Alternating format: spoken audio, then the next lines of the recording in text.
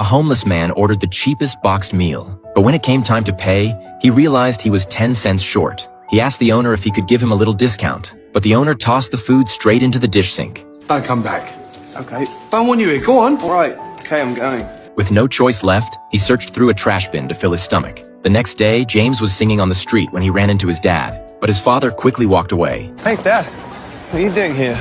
James said Christmas was coming. He wanted to have dinner at home with his family. Before his father could speak, his stepmother shut him down immediately. The way she looked at James was full of disgust. As his father was leaving, he secretly slipped James a bill. It was a small gesture of guilt.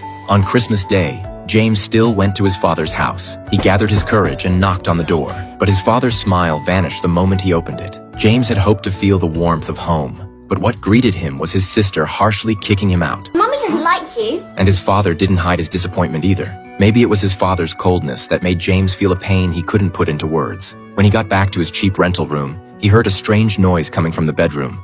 Whoever's there, you better leave. He picked up a shoe to use as a weapon, but there was no one in the room. Just as he rushed into the kitchen to check, a sound came from behind. Turns out it was an adorable little cat. That was you, Megan. Maybe it was James's kindness, or maybe it was because he knew what hunger felt like. He felt sorry for the cat. He poured all the milk he had left into a bowl for it. He figured the cat had just gotten lost, not abandoned by family like he had been. After the cat finished eating, James opened the window to let it go home.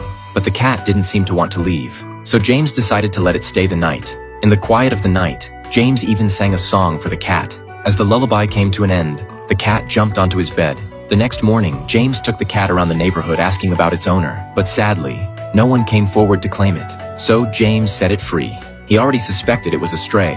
James wanted to keep it, but he could barely take care of himself. After saying goodbye to the cat, James went to sing on the street again. But things didn't go well that day. Security chased him off not long after he set up. When he returned home, exhausted, he found the cat sitting at his doorstep, and he noticed the cat was injured. He rushed to a neighbor girl for help. Betty cleaned up the wound quickly and told James to take the cat to a charity vet for proper treatment. Luckily, the cat got help just in time. But as James thanked the doctor and was about to leave, the words from the front desk made his heart sink.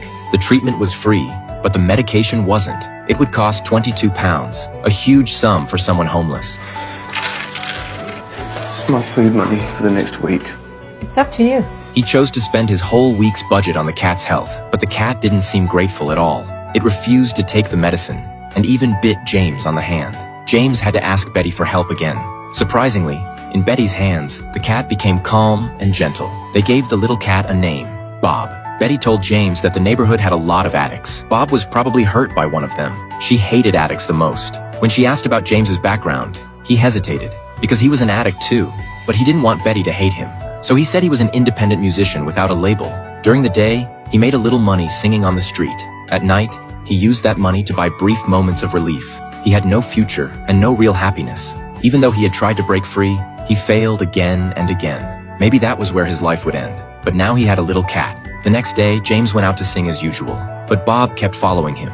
Afraid he couldn't take care of Bob on the street, he left him behind in the neighborhood. But Bob jumped onto the bus and followed him anyway. Passengers smiled at the cute little guy. Bob couldn't find James on the first floor of the bus, so he ran to the second floor and found him there. James placed him by the window. To keep Bob from running around, a bus worker gave them a rope to use as a leash. When they got off the bus, Bob looked around cautiously. James worried Bob might get scared, so he crouched down to let Bob hop on his shoulder. That's how a unique man and cat duo was born. When it was just James, people never gave a second glance to this scruffy young man. But now with Bob, they caught everyone's attention. People slowed down and smiled at them. Strangers wanted to take pictures with them, and more people were willing to offer support. By the end of his performance, James had earned more than he used to in a whole week. Do you know what just happened? You are a wonderful little being, aren't you? As the sun went down, they rode the bus home together. James even picked out a brand new leash for Bob, and they went to the supermarket, letting Bob choose his own food. From that day on, people walking through London saw the same scene every day. A man singing on the street with a cat by his side. Sometimes Bob sat on the guitar. Sometimes he just quietly watched nearby. Their performance won more and more hearts, and James's life slowly got back on track. But just when things started looking up, something unexpected happened.